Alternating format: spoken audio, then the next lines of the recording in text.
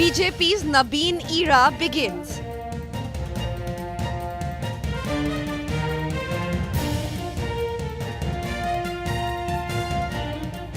Nitin Nabin takes charge. हम वैसे राजनीतिक दल के लोग हैं जहां राजनीतिक सत्ता नहीं साधना है, राजनीतिक भोग नहीं त्याग है।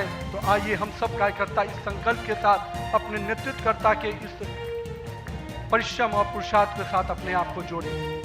Prime Minister Modi backs Nabin, signals reset. Nitin ji ने हमेशा जब जो जहां जो जिम्मेवारी मिली अपने आप को उन्होंने साबित किया है। Will Nabin ace Bengal, Tamil Nadu, Kerala tests?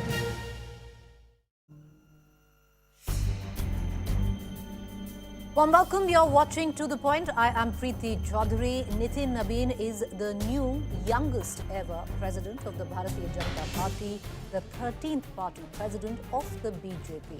What is the larger messaging? What does it mean for the party? In all probability, it will be Mr. Nitin Nabin who would be taking the party into the big general elections of 2029. Current challenges also up ahead. We're going to break it all down.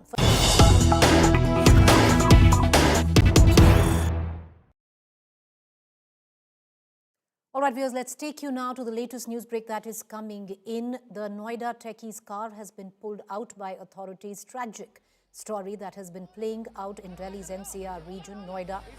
This car was finally fished out after 72 hours. Young Yuvraj's car was pulled out of this cesspool, a Noida pit that he inadvertently drove into because there were no barricades and no signage. His car crashed into wee hours on Saturday, and he inadvertently landed in a pit which was filled with water.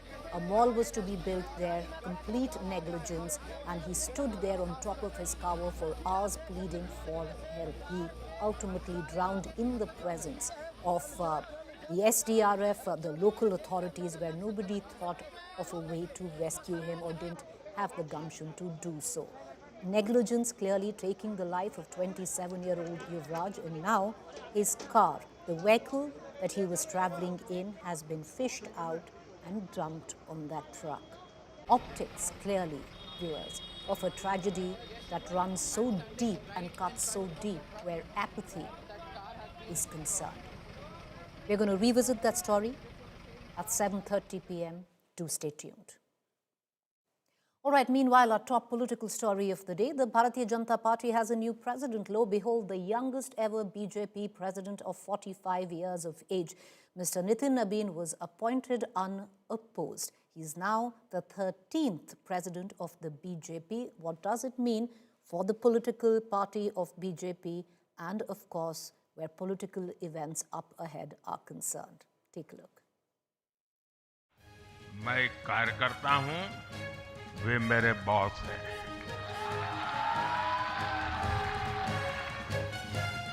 Change of guard in the BJP. 45-year-old Nitin Nabin took charge as BJP president at the party headquarters in Delhi on Tuesday, making him the youngest party chief so far. The ceremony was attended by Prime Minister Narendra Modi and senior leaders. The former Bihar minister, before taking charge, offered prayers at the Jhandewala temple, Valmiki temple, Hanuman temple and Bangla Sahib Gurdwara. He then reached the BJP headquarters where he received a rousing welcome. Soon, Prime Minister Modi also joined him. The Prime Minister and other top leaders felicitated their new party president. The outgoing chief, JP Nadda, showered praise on his successor. हम सब जानते हैं कि नितिन जी जो मूलतः कार्यकर्ता हैं, वैचारिक पृष्ठभूमि पर परिपक्व हैं और बहुत ही छोटी उम्र में 5 बार विधायक रह चुके हैं और वर्तमान में भी विधायक हैं। बिहार सरकार में कई बार मंत्री रहे हैं। आप छत्तीसगढ़ के भी प्रभारी रहे, जहां आपने सरकार को लाने में बहुत बड़ा योगदान किया। The biggest praise came from Prime Minister Modi, who called Nabin his boss. और जब बात पार्टी के विषयों को आती है, तब माननीय नितिन नबीन जी, मैं कार्यकर्ता हूं, वे मेरे बॉस हैं। The Prime Minister also hailed BJP. BJP एक ऐसी परंपरा है जो पद से नहीं, प्रक्रिया से चलती है।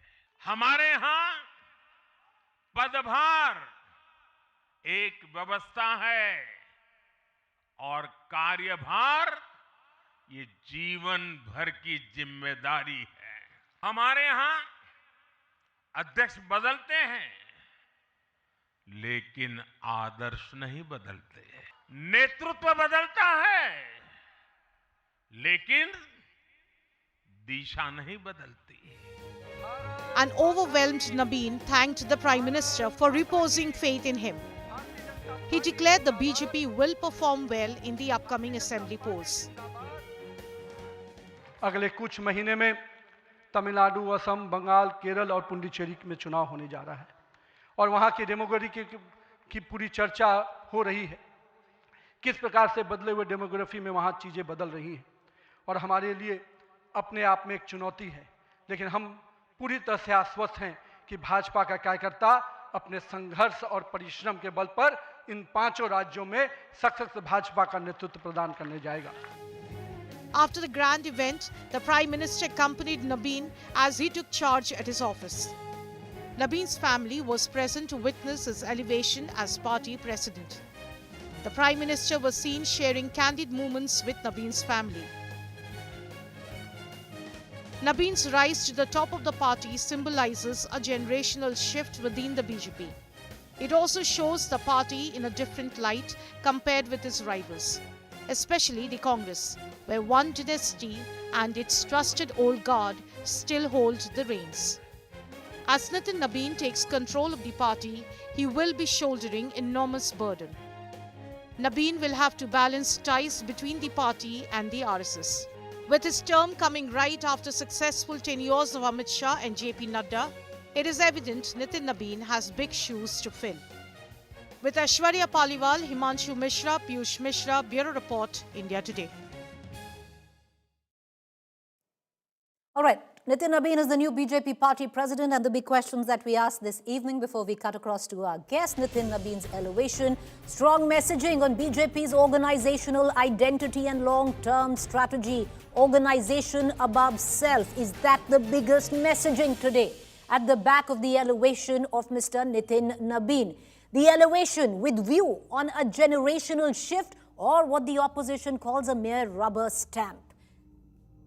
And lastly, a generational shift, a cue to the Congress that the Congress can take. Even when the Congress was at its peak in terms of power, it was ineffectual to make a generational shift, which it's paid a political price of.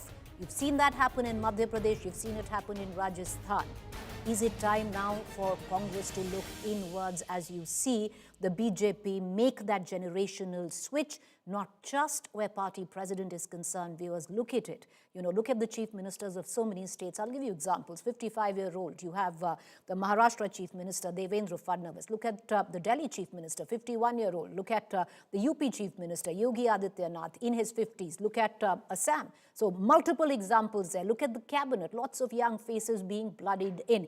All right, let's cut across right now. We have Aparajita Sarangi, BJP MP, joining us live. Ms. Sarangi, thank you for taking the time out and joining us this evening. Many congratulations. You have yourself a new party president. His task is cut out already, ma'am. 3-4 big elections coming up where the BJP has a lot on the table.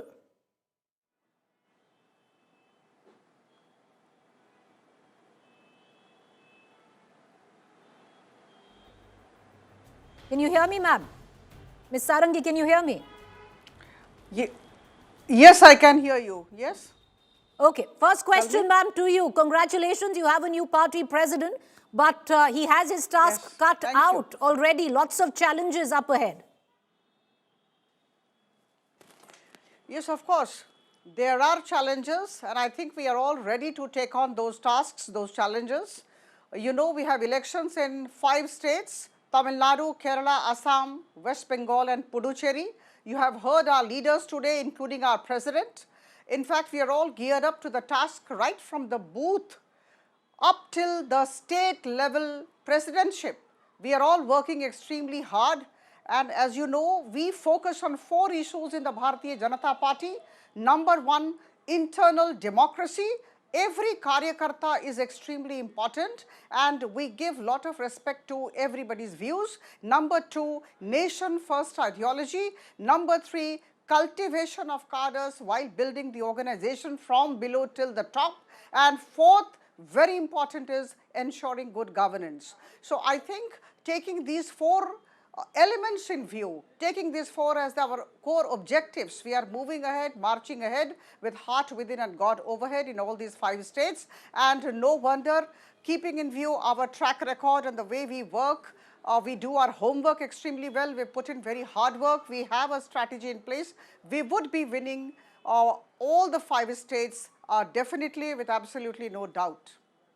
Well, you know, Ms. Sarangi, let the best party win, but in terms of strategy, many are looking at this as a generational shift which is being affected. You're blooding in a new line of leadership that in time will take over, and Nitin Nabin is a face of that. There are many other examples as well, lots of chief ministers of states very, very young. So is this a concerted attempt of your party to blood in the next line of leadership?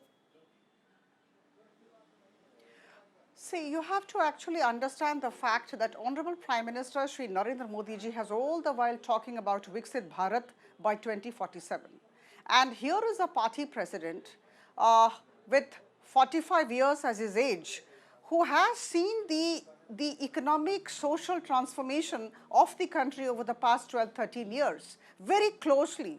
And you know, I'm sure with the kind of experience that he has in the field of organization and in the field of governance, I'm sure he'll bring the best to the table from both the sectors. He has been, as you know, the Prabhari, the in charge of Chhattisgarh, and under his leadership, in fact, we could form the government in Chhattisgarh. He was also the General Secretary of the Yuva Morcha at the national level, and he did commendable work, and he had been given the responsibility of interstate coordination, and at the same time, he has been 5 times MLA, so he knows what is policy making, how is a policy made, and number 2, he has been minister 2 times in Bihar government, so he knows how to govern. So I think he brings everything from different segments to the table, and we are really looking forward to his guidance, and I'm sure keeping in view the nation first ideology of the Bharatiya Janata Party, he'll take everybody along, and we will all move forward towards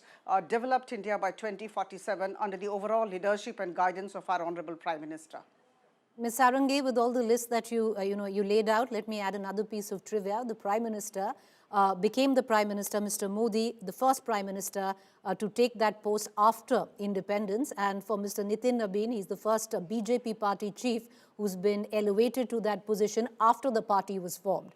April 1980 was when your party was formed, and it was in May that Mr. Nitin Nabin was born. But let me ask you one quick question, Ms. Sarangi, before I let you go. All the naysayers, all the opposition, which says, number 1, this is not an election. He was elected unopposed. Number 2, that this is barely a rubber stamp.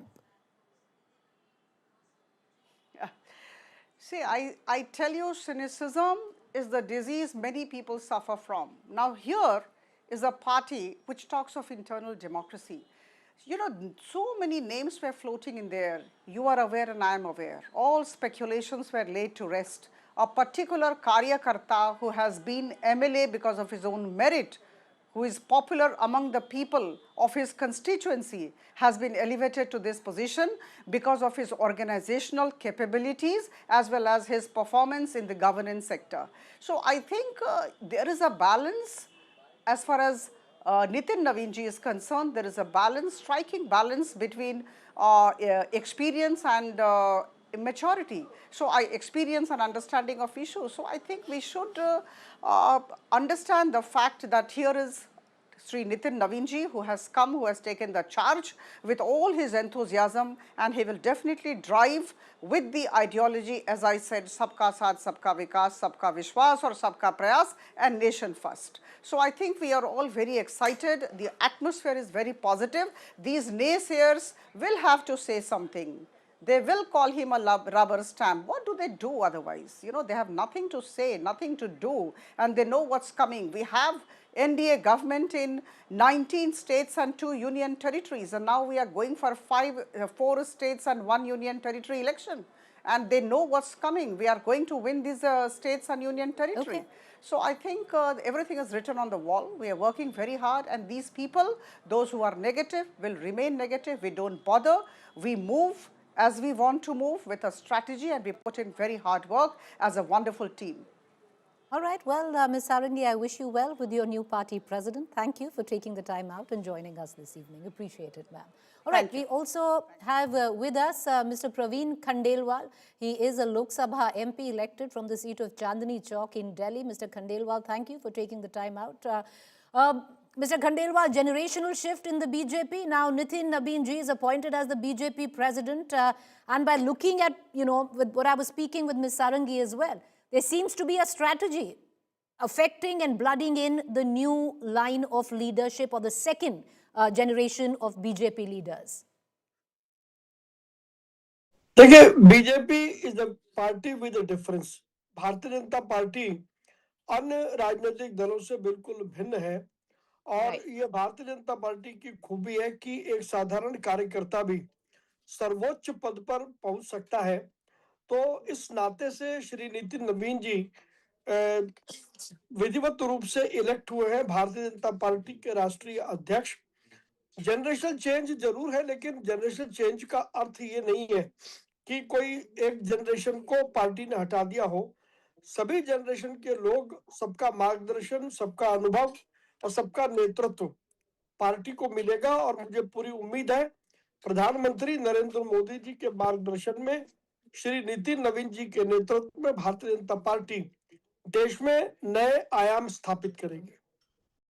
Well, Mr. Khandelwal, the Congress is now saying that you made so much noise, I mean your party made so much noise during the elections of the Congress president, where you said that it was undemocratic. They are saying, look at your own party. Nitin Nabin ji has been appointed completely unopposed. Where is the democracy in your party?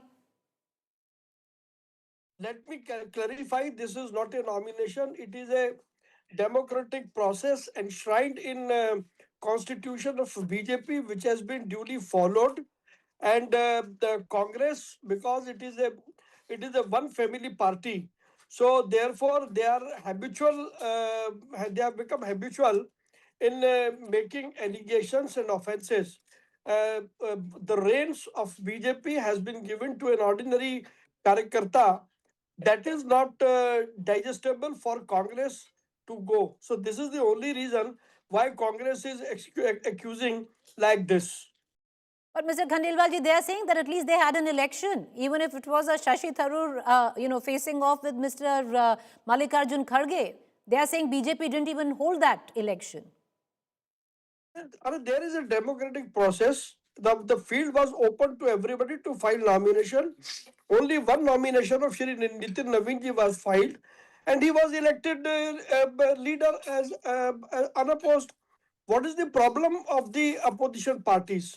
The only problem is that in other parties there is a family rule, but in Bharatiya Janata Party, even as ordinary people can make ladder to the highest office in the party. So why they are worried, I am totally I can't understand that. No, that's a good point. Very good point, Mr. Khandelwal, that you're making, that any ordinary person can become the party president. And I think that has been, shown in not just the appointment and the elevation of Nitin Nabin ji, but in multiple other appointments. Now, I'll go back to the other charge of the Congress and the opposition, which is that ultimately it's the High Command who will be taking decisions. Nitin Nabin ji will just be a rubber stamp. This is a rubbish argument. This same argument was leveled when Shri JP Nadda ji was elected the president of BJP. And we have seen how JP Nadda ji has led the BJP to its next level. And same thing is expected from Shri Nitin Nabin ji.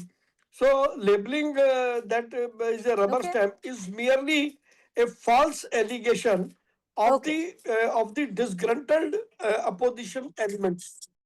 Fair point. We're going to try and get in somebody from the opposition as well. But thank you, Mr. Khandelwal, for taking the time out and joining us. I want to get in two quick comments from Shekhar Iyer, senior journalist. Mr. Iyer, thank you for joining us. So much was said, Mr. Iyer, that possibly this time the BJP party president will come in from the south. You know, there are certain states in the south that the BJP is hoping to make ins, and that didn't quite happen. Well, Preeti, I think BJP has moved away from that position where, they choose a president in the hope that it will send a message to a particular region or other thing. Now, I think for good reasons, the party felt, I would say the party leadership, in particular the prime minister, that this time you need a person who will do the nuts and bolt job, in the sense that the party is, they got their ideology part, the package is ready. I mean, there is nothing new, nothing more to add to it. What they need to do now is work on the organization, work right up to the booth level in areas which are outside their stronghold. And Nitin Nabin's job in the next 2 years or the next 3 years will be to focus on that. And the fact that the Prime Minister's message to party workers today, and as well as to Nitin Nabin also, as well as Nitin Nabin's message and the task that is before him. It's very clear this time, before the next set of elections roll in, at least before the next Lok Sabha elections, Nitin Nabin's job will be to coordinate with other leaders right at the state level and work on the ground. That's number one. Number two task given to him is, as the Prime Minister put it today, that you will not only be in constant touch with other leaders, but your job is also, as the president of the BJP, to be in touch with NDA allies. No, fair point. And that's where my question comes in, Mr. Iyer, because, and with a perspective on the South, I want to ask you one quick question, because, the criticism, and you're right in your argument, and I completely buy it, but the counter criticism to this is that, where it comes to, you'll give ceremonial posts to somebody who comes in from the South, in terms of the nomination of the vice presidential candidate, but where it comes to the brass tacks of it, where you have somebody in power, then you will pick somebody from the Hindi heartland because that's where your bread and butter lies. There's nothing wrong in that. No, Preeti, they have had 3 presidents, BJP presidents. Venkaiah Naidu ji, yes. They had Venkaiah Naidu agree. was not restricted to the South. His personality and persona was such. He was seen as an all India president, and he was one of the most effective presidents of the party.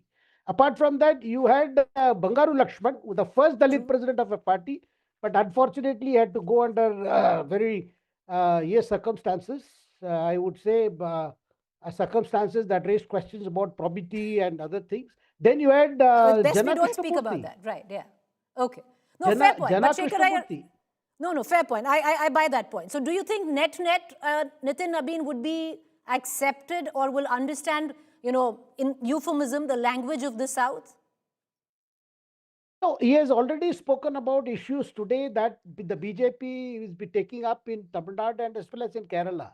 He's spoken about the way the parties are, have been against the Sanatan Dharma or to the Hindu methods and rituals. Particularly, he referred to the Tirupuram Kundram Deepam issue as well as the Sabarimala gold theft issue, which is a big talking point in Kerala.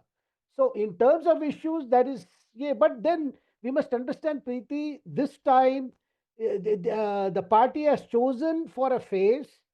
More than the phase, it will be the hands at work that will be important, because they don't know Nitin Nabin to win votes in South. That job is going to be done by the Prime Minister. Modi remains, so long as Modi is at the helm. What they need more is people who will provide the backup. An organizational man, in which he Modi is. Will, yeah. And which he is. Thank you, Shekhar Iyer. I'm joined right now by Ms. Renuka Choudhry, MP Rajya Sabha for the Congress. Ms. Choudhry, thank you for taking the time out and joining us. My first question, what do you make of 45-year-old new BJP party president, generational shift, something your own party hasn't been able to effect in decades, ma'am? I don't think that's the right approach. I congratulate Mr. Nitin Nabin. Yes, it's very good that he's come. He's been a 5-time MLA. This is his 5th term. And he's an organizational man. So far, so good. But if it was so easy and such a obvious choice, why did the BJP have to have that many extensions of the existing tenure before they chose him? And it's all right. He's been anointed by the RSS. And that don't even go to Congress party because we did it. If you recall, Jitin Prasad's father had contested earlier. We had Shashi Tharoor and Khargeji's contest, and we have a regular electoral college where we have people from every state who are in the AICC who are appointed and elected. They're elected and they choose. So we have a democratic setup. There's no comparison between them and us. It's fine. They've done what they've done, and it's more for the optics than for real ideology. Let's face it. It's not even in their own hands. No, ma'am, what you say about a democratic process, okay, you have a point to say that he was elected unopposed, but that has been the way the BJP has been electing their presidents ever since. But the larger question, Ms. Choudhry, is look at the BJP. Because the organizational structural changes that you see point to a generational shift. You have a 45-year-old man who's at the helm of affairs at the party. He will be leading the BJP into general elections 2029. Look at the chief minister choices. A 55-year-old in the chief minister of Maharashtra, a young chief minister in Mr. Yogi Adityanath. Look at in Delhi, look at in Assam. Similarly, you have a young chief minister in so many states, which I named, Assam, Delhi, Maharashtra, UP. There is a strategy behind it, which your party still struggles to do. And there are multiple examples I can get into. You think that the BJP doesn't have internal fights? They can't even articulate. At least we talk. We are allowed to talk. We have the freedom to discuss, disagree, and forge ahead. I mean, after Kharge Saab and Tharoor's election, it's pretty obvious it was a genuine election. Shashi Tharoor also got some votes. He did get some votes, and he was comparatively younger to Kharge Saab. I don't think you look at leadership in just age. Generational shift, of course, it happens inexorably, and it should change is constant. There's no doubt about that. But Ms. Choudhry, that's where the denial comes in, no? Because I'll give you examples where you've paid a political price of not effecting those generational changes when you could have and you should have, which is your party. Look at the example of Madhya Pradesh, where you had to let go of a Jyotiraditya Scindia at the cost of a Kamal Nath. Look what played out in the state of Rajasthan between an Ashok Gehlot and a Sachin Pilot. If these changes were effected when your party was at its peak in power, it would have been easier for your party structurally and organizationally today. Winning and losing an election was basically because of age-related selections of chief minister candidates. Do you really believe that? If you look at the world order, what is the average age? I don't think Trump is a little spring chicken. And for that matter, neither is Putin and neither is Sheikh Hasina, neither is anyone in our immediate neighborhood, neither is Xi Jinping. So, I mean, let's not put it down just to age. Those are posturing, which the BJP is very good at doing. They have not had the courage to hold an open election or give you the thing. And let's watch how much autonomy this poor young man will have. I mean, this is a party where the vice president of the country can't open his mouth without getting his head chopped off. And neither does an organization like an election commission have any autonomy or freedom. And we've seen the great appointments that they have done in parliament, in Rajya Sabha, the people they have brought forward, who have given them great judgments in courts and who have come into parliament the next day. So, I mean, I don't think you can even begin to compare what's happening. I wish Mr. Nabin all the very best, and let's hope that he can deliver to their front, because the past history doesn't show any great glory. Ms. Choudhry, forgive me for saying this, but that is why what you said is that the Congress party is a tad bit delusional, because there is this old guard who constantly tries to stick on to whatever little power that there is left to not allow the new guard in. And that makes it extremely infructuous for a party to function.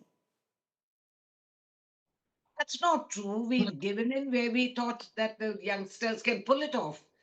And we've also dovetailed experience, which is what is required. If you look at Madhya Pradesh and Goa and all these states, then I must question the BJP leadership, that why did they think it was a democratic process to a democratically elected governments being bought out and stalled and toppled and all that they did? Is that part of their process? Has that got anything to do with age-related issues there? Not really. All right. So net, you wish Mr. Nitin Nabin well, but you think it all needs to be taken with a pinch of salt. Is that what? He needs a great truckloads of good luck. Is that to be able and able to be functioning, because he's a man from the organization, so he knows that. He doesn't know how it works at these higher levels, where a vice president of the country can, by morning to evening, he's transitioned into history. So we'll have to see how that works here. All right, Ms. Choudhry, thank you for taking the time out and joining us. Appreciate it. Thank you so much. All right, let's get into, let's get into the point this evening is Tavleen Singh, senior columnist, author. I have with me as well Mr. Ashok Malik, partner, the Asia Group. Both of them join me for a better understanding on what this appointment really means for the Bharatiya Janata Party and possibly the country, because Nitin Nabin would be the man who would be helming the BJP into the general elections 2029. A lot other challenges as well immediately faced with the 4-state elections, some of them very, very important for the BJP. But Mr. Malik, to begin with you, what's your take on 45-year-old Mr. Nitin Nabin as BJP party president? Generational shift, rubber stamp, so much whirling around in that conversation. I think the rubber stamp term is a little unfair, because frankly, if you are the president of the BJP in the era of Narendra Modi, who is a larger-than-life politician, he's not just a political leader, it's a political phenomenon, the likes of which we have not seen in this country in a long, long time. So anyone who becomes president of the party at this point will obviously work under the umbrella of Narendra Modi and in consultation and under his guidance. So that goes without saying. Neither would I want to link this to immediate elections. It's not like if the BJP loses the elections in Kerala, doesn't form a government there, then Nitin Nabin is a failure. That would be, again, unfair. I think what the BJP is attempting is very unusual. When you are a ruling party, a long-standing ruling party, this is true for elections or politics in any country, in the UK, in the US, in India, anywhere. When you're a long-standing ruling party, a certain inertia and averseness to taking risks does set in. It happened with the Congress. It happened with the Conservative Party in the Thatcher era in Britain. It happened. It's happening to the BJP as well after 11 years in office. Yet the BJP has decided that let's give a new generation, someone completely out of the Delhi circuit, someone from the grassroots, from the states, a party activist, a party worker, a chance. This is not just about Nitin Nabin. It's about the message the BJP is sending to party workers of a certain generation that is looking to the future, is looking to not 29 or 31, is looking to the late 2030s. Which is when the generation of Nitin Nabin, not just he himself, but his generation, will be at the helm of affairs. They'll be in the early 60s by then. And that is the signal the BJP is sending. It might work, it might not work. Mr. Nabin might be a successful president, he might not be one. That is besides the point. The fact that the BJP is showing the gumption and enterprise to take that risk and to recognize that even while the focus is on the government, the focus is on Mr. Modi, the focus is on all the talent that is serving in the union cabinet. There has to be an attempt to look into the future for the party, to re-energize the party, not for 29, but for 39, for 15 years down the line. And it's an interesting innovation. It certainly is not something we've seen in Indian politics in a long time. Ms. Singh, I want to bring you into this conversation. For somebody who's watched and studied Indian politics for as long as you have, more than just a generational shift or he's just 45-year-old, the larger messaging in all of this, would you reckon is that it is the organization above self and above all, that anybody can be picked up and made the party president, and that is how organizations work? You know, I come from a generation where there was a very powerful BJP president that matched the power of the prime minister. And that was a very healthy situation. You know, Atalji, Advani, Modi, Amit Shah. So I actually am not as optimistic about the future of this young leader as Ashok Malik clearly is, because I don't know, he lacks a sort of presence. Do you know, you can have a young man. There are very many young politicians in the BJP who are, I don't want to mention any names, but who would come there with a certain elan, a certain flair. You know, this man seems to me at the moment, and I could be completely wrong, to be too provincial. He seems to have done very well at the level of the provinces, but the national president of what the prime minister called today the biggest political party in the world, I'm not sure that this will work out. I really think that they're going to find that they will have to find somebody else somewhere down the line. Why do you say that, Ms. Singh? You know, because if you look at it, let's expand a little and look at the larger picture. Chief ministers of various states, most of them between 50 to 58, prime example, Devendra Fadnavis, the Delhi chief minister, the Uttar Pradesh chief minister, the Assam chief minister. There seems to be thought and strategy behind it. Well, I think it's a very good thing that they've got younger people coming in, younger people as chief ministers and all that. That's a very good idea. But you've got to have a little bit more than youth on your side. I mean,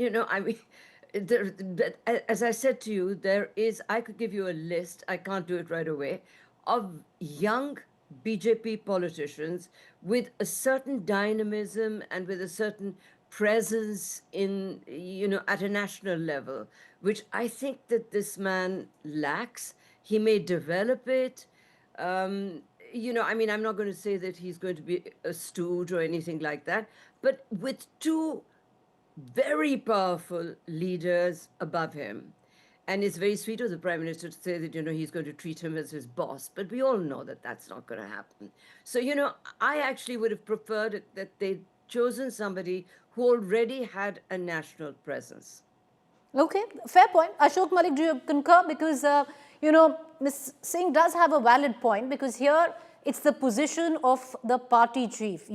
He is going to be the troubleshooter. He is somebody who is going to be speaking, coordinating to senior leaders across the spectrum. Should it have been maybe someone who had a little more of a national presence? Look, there's no perfect answer. Everyone has his or her view, and Tavleen certainly has a view, which is fine, fair enough.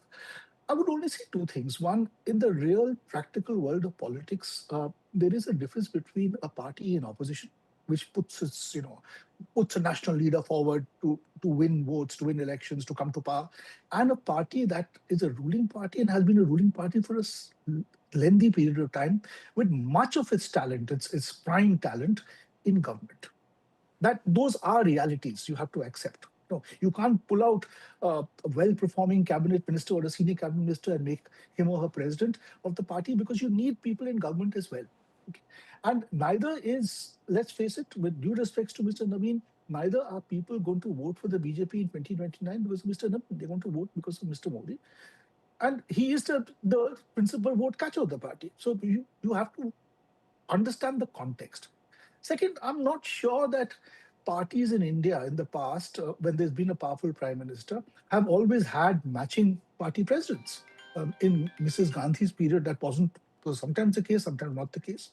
Even if you look at the BJP's history, when Mr. Vajpayee came to office in 1999 for his full term, 1990-2004, the president of the BJP in 1999, when a lot of talent, Vajpayee ji, Advani ji, Mr. Joshi, Pramod Mahajan, Sushma Swaraj, that entire talent pool migrated to government. The president of the party at that point was Kushabha Thakre. Not a very well-known figure nationally, but a very respected and regarded figure within the party. A party activist who had built the party in Madhya Pradesh and what is today Chhattisgarh, almost brick by brick from the grassroots. And he was a stabilizing influence and a bridge between the BJP organization and the government at a time of transition. Now, I'm not saying Mr. Nabin is Kushabha Thackeray. Kushabha Thackeray was a veteran in the BJP and a very respected figure. But there are many models for a ruling party for particularly ruling party to follow. So I'm not sure that there's only one model, which is that you have a president and a prime minister who are of equal stature and frankly, would you have Mr. Modi's stature today anywhere in national politics? You don't. No, So there's no point saying the party president should be as powerful as Modi. There is no Modi, a second Modi. Okay.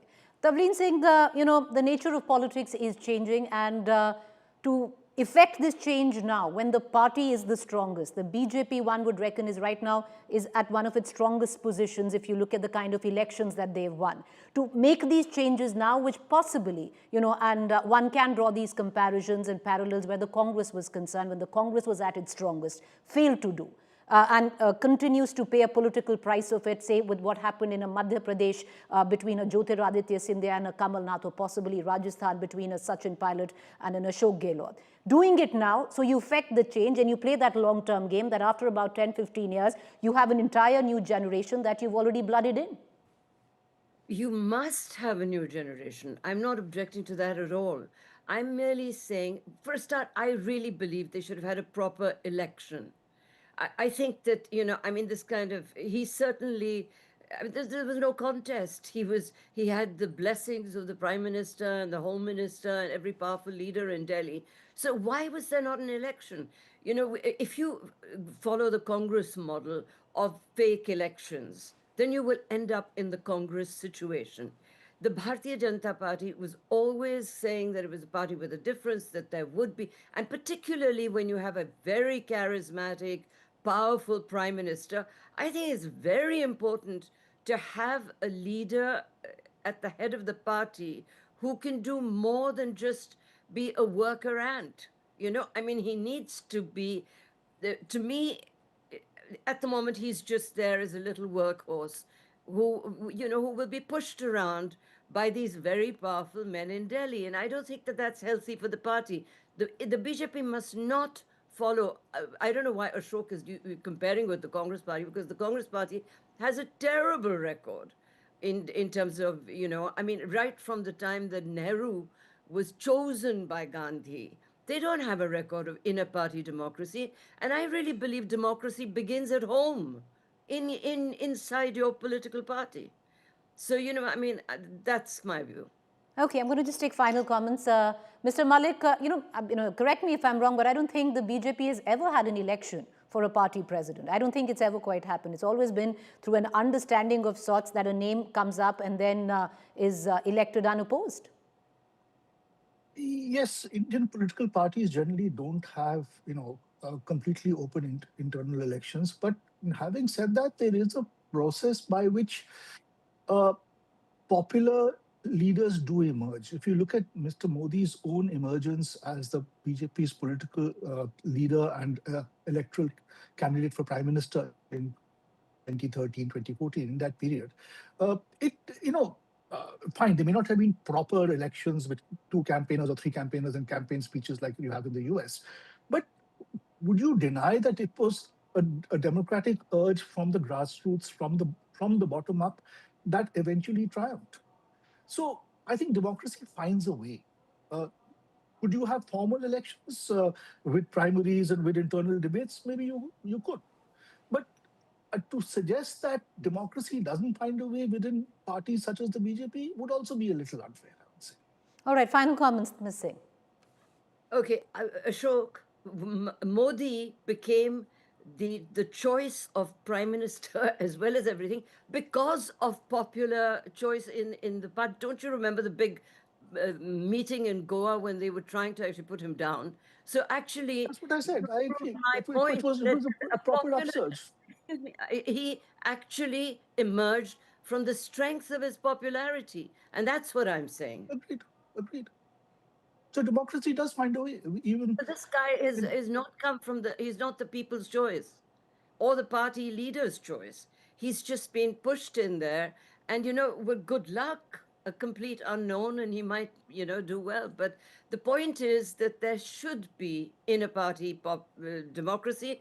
I actually would like primaries to be started in the political parties because democracy is weakened when political parties are weakened. All right.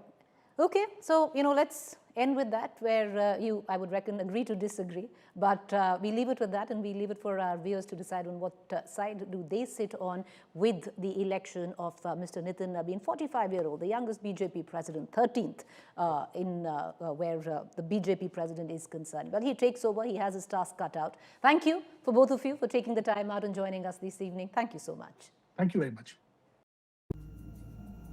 27-year-old Yuvraj Mehta was killed by civic apathy.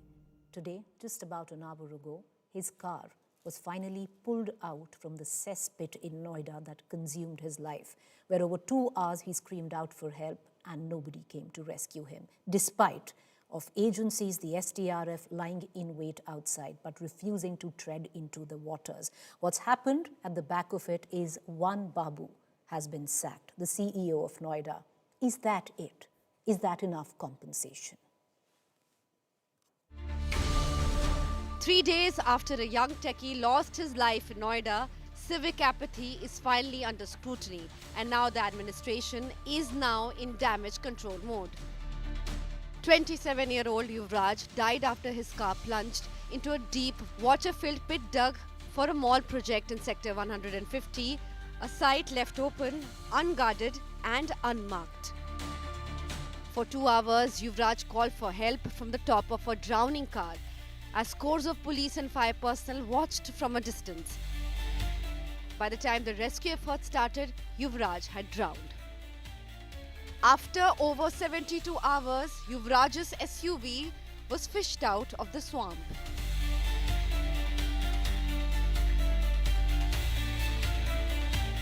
The tragedy triggered outrage across Noida and beyond. Facing mounting pressure, the Uttar Pradesh government stepped in. Noida CEO removed. Junior engineer sacked. Builder Abhay Kumar arrested. Mall builders booked. And 3-member special investigation team formed. Chief Minister Yogi Adityanath took cognizance of the case, ordering a high-level SIT probe and accountability across the Noida authority. The SIT has inspected the accident site and is examining lapses that led to fatal fall. Investigations point to glaring failures, ignored complaints, absence of warning signs, no reflectors, and a hazardous pit left exposed in a public area. The post-mortem report confirms death due to asphyxiation, with doctors finding water in the lungs, pointing to a slow and desperate struggle for survival. Authorities have now announced corrective steps identifying blind spots across Noida, installing reflectors and fixing individual responsibility. सरकार के द्वारा जो त्वरित कार्रवाई की गई है और SIT का गठन किया गया है, तो तसल्ली हुई है कि मेरे बेटे की मृत आत्मा को न्याय मिलेगा। अब ये तो विभाग का जवाबदेही है कि माइक्रो लेवल पर क्या इन्वेस्टिगेशन करते हैं और जो भी अकाउंटेबल होते हैं उन पर क्या कार्रवाई होती है। While arrests and suspensions have followed, questions remain. Why did it take a death for action, and will accountability go beyond token punishment? As the SIT works to fix responsibility, Yuvraj's death has once again exposed how civic negligence can turn fatal. Whether justice will truly follow remains the big test. Bureau Report, India Today.